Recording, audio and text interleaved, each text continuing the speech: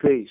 My name is Taylor Murphy. Gardner Hartley. Selena Biloxi. Shanice Graves. Victoria Brown. Zanaya Morris. I'm the founder of the Tayshana Chicken Murphy Foundation. I'm also Tayshana's father and the commissioner and creator of Ball and Peace Ladies Citywide Basketball Showcase. Tri-State, Basketball City, Millbank Tournaments. I play small forward.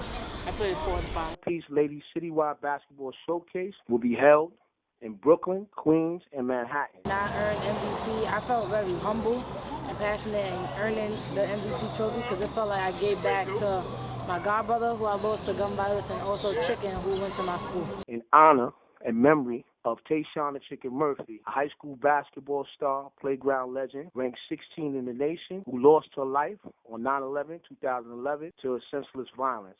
She's nice. My role model.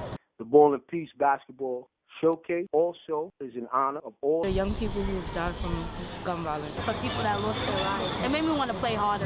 Just for them. We at the Tayshana Chicken Murphy Foundation created this initiative to memorialize all the young people that have been killed by senseless gun violence. And to us, this tournament is way more than a game. And with that, I say peace.